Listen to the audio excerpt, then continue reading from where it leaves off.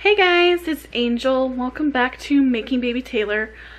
I am just gonna do a really quick story time for you guys today, and that's because something pretty significant happened to me this week, and it kind of explains why I had a whole bunch of videos and then all of a sudden I wasn't posting anything, even though I had planned to post things and kind of sort of promised I'd post things.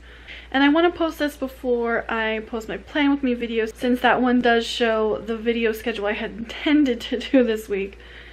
And also it's going to involve a little bit more editing than this will, so it'll give me a little bit more time to edit it before I post it.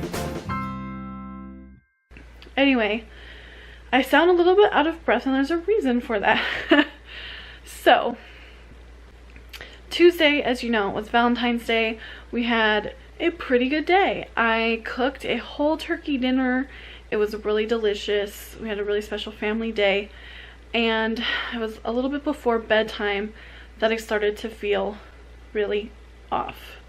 And then I got up to grab a cord to connect my external hard drive to my computer to back up some video footage so that I could delete it off my phone, because my phone was almost full. I only had 5 gigs left.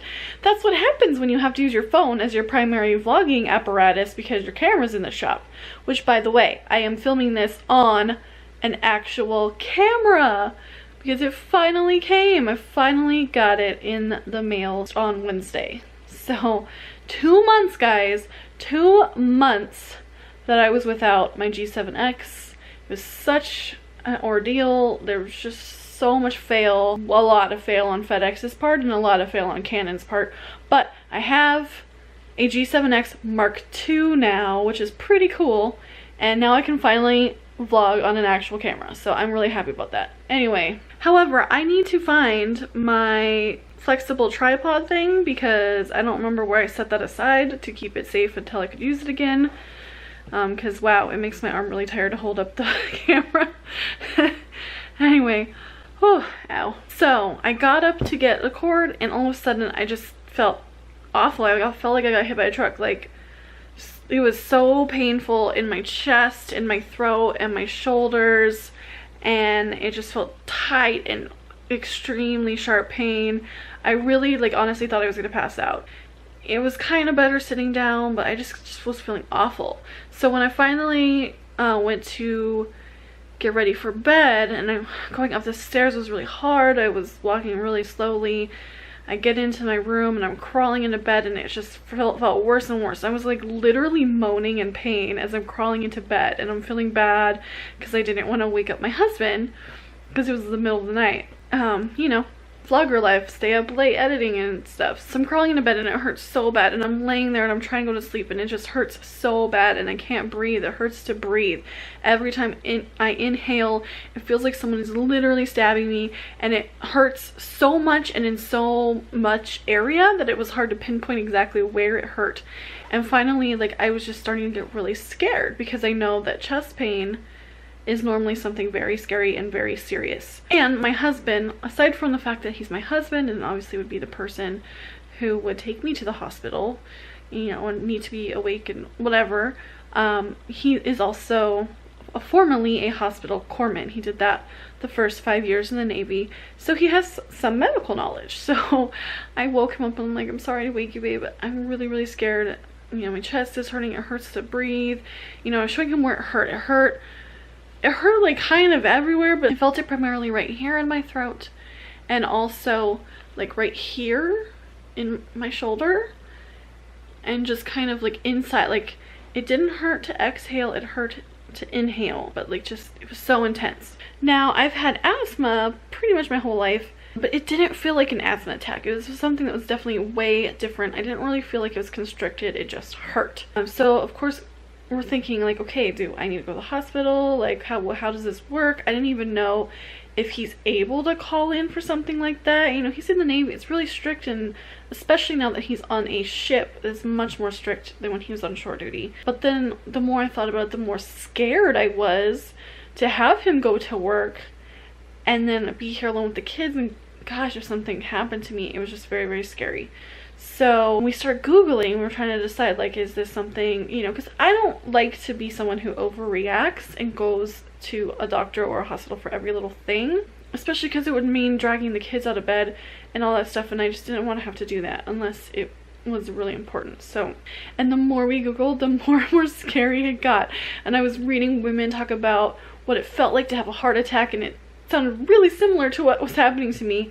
And there's a lot of history of heart disease and heart attacks in my dad's side of the family, so it was just very scary. So finally I was just like, I think I need to go to the hospital. I started crying because I was so scared, and he called his lieutenant, because by this point it was like 5 in the morning.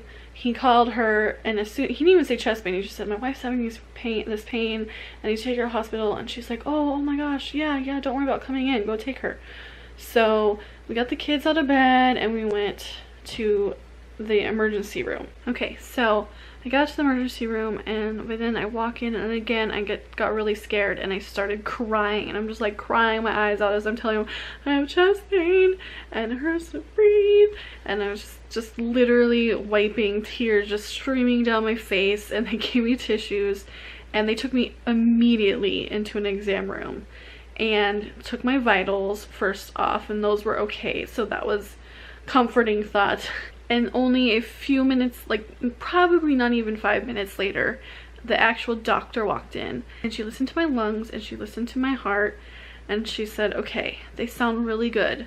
It's definitely not an asthma attack. I definitely don't hear any pneumonia or any fluid or anything in there. Your lungs sound really good. She's like, I think it's like an inflammation thing, but I want to be sure. I have to run some tests to rule out the more serious things to be sure about that, because we definitely don't want to mess around with chest pain. So because she thought it was inflammation, she had them give me a dose of Toradol in my IV, which is a really strong anti-inflammatory, and that helped like a tiny bit. It didn't really make much difference at all.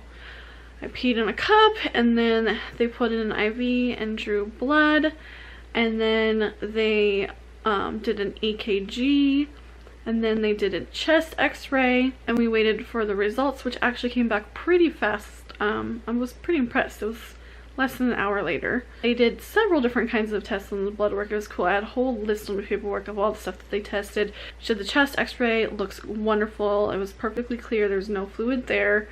The EKG was perfect, which she said that some level in my blood that indicated inflammation. Also, my white blood cell count was elevated, and she said there's something else that they can test for that indicates whether or not you have a blood clot, and that was also elevated. She said it wasn't quite as high as it normally is when someone has a blood clot, but it was high enough to kind of concern her, and high enough that she thought that it warranted some further testing to rule out a blood clot, because a pulmonary embolism is a very serious thing, and chest pain is one of the symptoms of that. It's life-threatening, so they wanted to be sure on that. And you just never know, especially women over 30. I mean, I'm not on hormonal birth control, but you know, I do spend a lot of time sitting because of my back injury, and also because of YouTube. You know, you sit for hours editing. Anyway, so the longest stretch of the whole ordeal was waiting for the CAT scan. It took every time I laugh it hurts. It took a really long time for that to become available. So then she decided that it was time to give me some better pain meds, especially since I was going to be there for a while still. They came and gave me Dilaudid, and it's the first time I've ever had that, and that stuff is really strong. Now, Justin used to work in the PACU, which is post-anesthesia care unit, so people out of surgery, and they usually need really strong pain meds, and I remember him telling me stories about Dilaudid. It's like potent morphine, basically like a derivative morphine. It's more potent, and as soon as she started pushing it, I felt so dizzy, and then I just felt like the wind got knocked out of me. Like, not the pain of being punched in the stomach, but where you get that knocked out feeling that feels really weird. It was really odd. It was a strange feeling. But yeah, I just started feeling really loopy after that, and then they put on this fall risk bracelet. I've never had one of those in my life, so that was interesting. Even though I never had to walk anywhere. When I went to the x-ray, they took me on the bed. When I went to the CAT scan, finally, they took me on a wheelchair. And so then we were getting the CAT scan done, and I had the IV contrast, and she described what it would feel like, and it was so accurate. She's like, you're gonna feel really warm all over, and you're gonna get like a metallic taste in your mouth, and then you're gonna feel like you're peeing your pants, but you're not peeing your pants. And that's exactly what it was like. You feel really warm, like you literally feel like I literally felt like I was sitting on a heating pack and peeing my pants. It was really very bizarre sensation. So they did the CAT scan quickly. It wasn't too bad at all. I'm not claustrophobic or anything, so it was fine.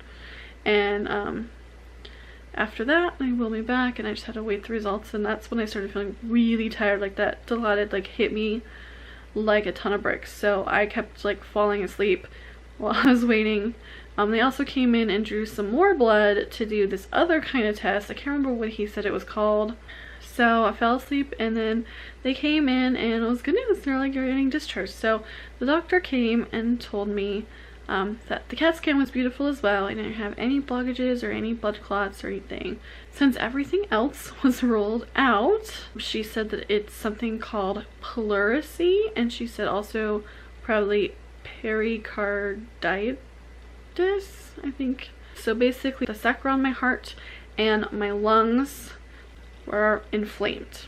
And she said it might be because I had pneumonia last month. Now I haven't had a cough, I haven't been sick at all for like 2 weeks, been totally fine, but it could just, you know, it's just one of those things that happens sometimes. Apparently it also happens a lot with autoimmune issues like lupus and rheumatoid arthritis, both of which run in my families.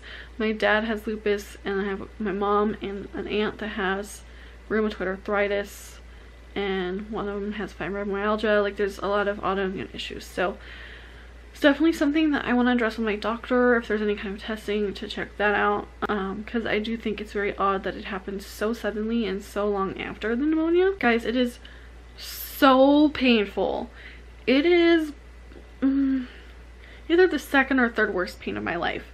So that one back flare-up that I had when I was 8 weeks pregnant with Kerrigan, where I literally couldn't stand upright or walk for almost 2 weeks, it was excruciating pain.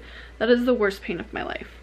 And then I can't decide if this is worse than when I was in labor with Kerrigan or not. It's up there with that. It's worse than my kidney infection, and that was really, really bad. Or maybe it's about the same. I don't know. It's up there amongst the most painful experiences of my life. It was also one of the scariest experiences of my life. I really, like, literally thought that I was dying. I thought I was going to die, and it was very, very scary.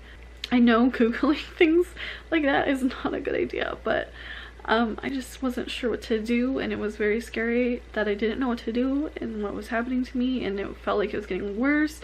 My arms started feeling weird, and I know that's a heart attack thing. I was just freaking out. Long story short, pleurisy, it sucks. It hurts. I'm slowly starting to feel better, but it still hurts to take really deep breaths. It still hurts to yawn or laugh or sing or hiccup, especially. It really hurts when I lay down, like flat on my back. It's the worst. It hurts really bad. It hurts pretty bad when I'm standing up. Sitting is like the most comfortable I can get in regards to this, and even then sometimes like all this talking, it's just not feeling good. So she said it could be days, it could be weeks before it goes away, but she did prescribe me some Norco and some Naproxen to help with the pain, and we just have to wait it out for it to heal. It's one of the worst experiences I've ever had, and it just sucks. And I'm glad I'm not actually dying, even though I feel like I am. I'm not actually dying. So even though it's frustrating that there's not really anything they can do to fix it, like there's no cure for it, you just have to wait it out, even though it's concerning that something like this would happen to my body, and is it going to happen to me again? Because one of my friends, it's happened to them multiple times. That's really, I don't want to go through this again, But still, it's a relief that it was not something more serious. It is something that's quote-unquote benign, even though you would think, wow, inflammation in your lungs and heart is not a good thing. That sounds pretty serious, but compared to the other things that cause chest pain, is very, very benign. And those things are very life-threatening and very serious, and those were ruled out. They were very thorough with making sure that I was, in fact, okay, instead of just assuming her theory and running with it. So I felt like I was very well taken care of, and I'm very grateful that I was very well taken care of, and I have the peace of mind to know that no, I'm not gonna drop dead any minute. So I'm back with my G7X. So as soon as I feel a little bit better, you should expect me to get back into the swing of things with making more videos. I have a lot of videos that I want to do, a lot of ideas that I have that I want to come to fruition. Sequel to the Stuff Baby Wears Say video, a couple of collabs, just a lot of projects that I've been working on, some of them for literally years. So hit that subscribe button down below so you don't miss out. Anyway, I know, sorry that was really long. Thank you guys so much for watching. I appreciate all your support. I love you. Bye.